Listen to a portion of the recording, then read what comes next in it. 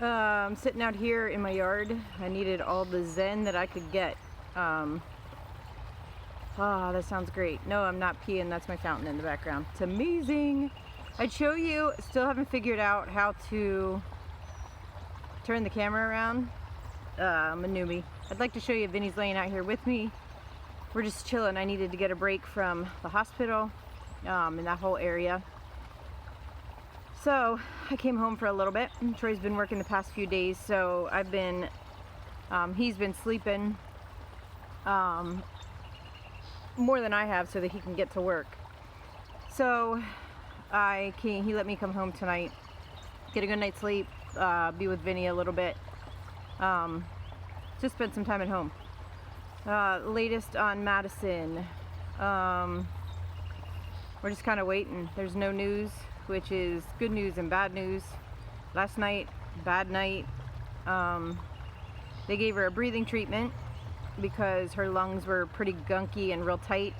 So they gave her a breathing treatment. No one thought to look to see if the albuterol that they gave her interacted with any of her seizure drugs, or if that was a good idea, because every department kind of does what every department does. They don't look at the whole picture, they just look at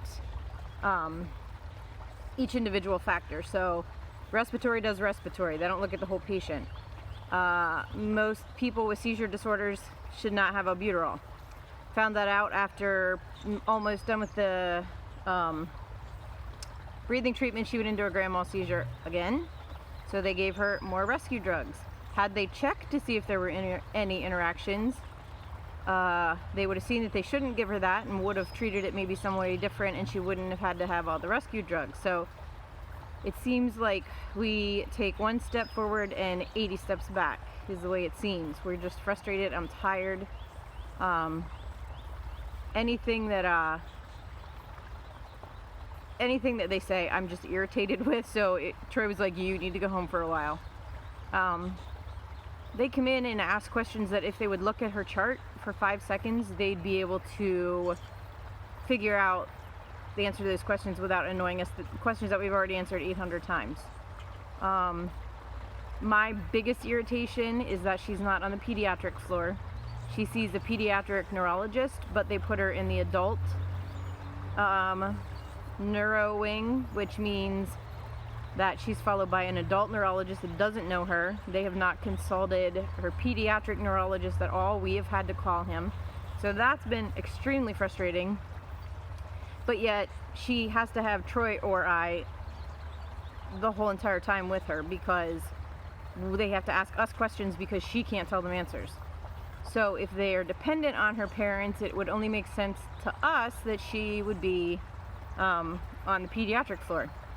None of what they're doing is making a whole lot of sense to us. So I've asked for a patient advocate 3 times, the nursing supervisor, floor manager, they all have 50 different titles.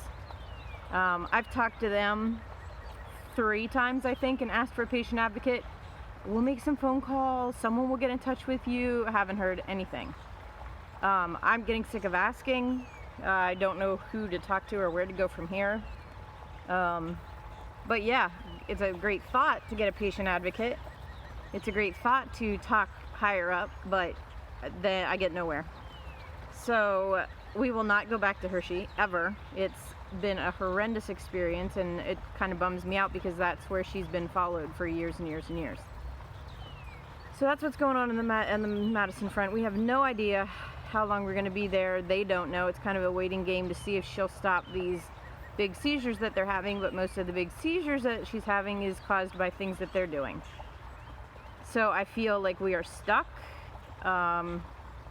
They won't allow us to give her hemp oils, what we use for her, that she's had the most success with, but because it's not FDA approved, they won't let us give it. Really, I think it's just because it's a hot topic. That's mainly the only reason that they're telling us no, just to have a little bit, just to have control over it, because I kind of get it. They don't want people coming in and just giving everything, that garbage, but I have researched, I can't even tell you how many hours and hours and hours and hours of the product that we use. I have researched hours and hours and hours and hours and hours. The stuff that they want to give her that I don't want them to give her, I've given them valid reasons. I've given them all the research. I feel like we're being bullied into what they want to do, which kind of sucks, and I feel like we have to do that to get her home. I feel like when we get her home, we're going to have to do a lot of steps to get her off of what they have put her on. So it's just been a circus. Like I said, I can only ask for an advocate so many times. So that's what's going on the Madison front. It's extreme frustration. We're every kind of nursing help we need, even if it's hefting her up in bed, whatever, we've had to ask. They haven't done that. I'll give them a little bit of the benefit of the doubt. I think some of that is because they know that we're there, so they're not doing some things because they're knowing that we're there. But even as far as like feeding her lunch, I don't know what they would have done had we not been there to do that, because she's not independently doing it. Again, pediatric floor would make much more sense than the adult neurology floor. They aren't interested in our thoughts on moving her there. It's been horrendous. So I just needed, Troy said, get out of here. You are not making sense anymore. You're exhausted, you're frustrated, you just go home. So I did. Sitting outside soaking up some vitamin D. I had an amazing friend today drive 2 hours from Virginia just to spend time with me. Yeah, it was pretty great. Thanks, Jill. I needed that. We had a really good lunch. I will go back to Hershey to go back to the Cocoa Grill. That was pretty great. Our lunch was phenomenal, and it was so nice we were able to sit on the patio. So that, my mental health needed that break. I needed a little bit of friend time. So that was great. She was also good in the hospital. She was just kind of reminding them and kind of her giving them the riot act too. So we were both kind of teaming up against them, and that was keeping me a little more calm. So that was good. So that's the Madison front. I never thought when I started video and that it was all going to be about this experience there, and that's what happened. So that's what you get for now. It's funny because when I first started this, thinking of different places to video it and that kind of stuff, I thought, you watch videos. It's like a rabbit hole on YouTube. I watch videos, and then that sucks you into another, sucks you into another, sucks you into another, and they're all in cars. I don't understand why everybody videos in their car until I started this, and I thought, well, it's the only place people let you alone. So, and it's quiet. So that's why people video in their cars. I got it. Another thing I don't understand is why people feel like they need to yell. I was watching some book vlogs before I started this one, and they were all yelling. It's not that imperative that you yell to get your point across. Especially about books. It's like chill, people. It's a relaxing activity. There's no need to get that excited.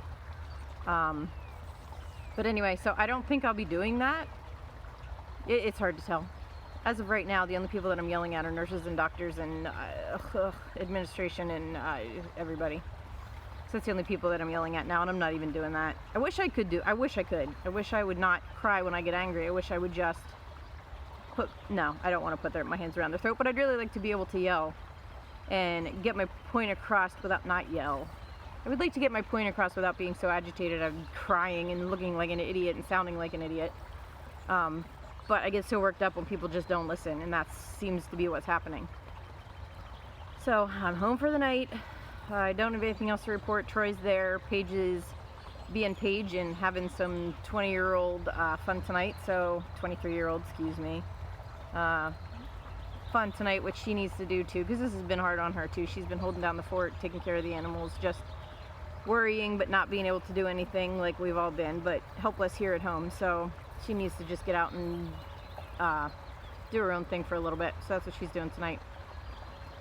We're all just kind of, I feel like we're all going in separate directions. Troy and I are just passing, saying your turn, high-fiving and walking out the door. So we aren't even on the same page, I don't feel like. We're kind of texting, what did you tell this person? What did you tell this person? So it's been really difficult, us being able to be on the same page if we haven't been able to have too much time together.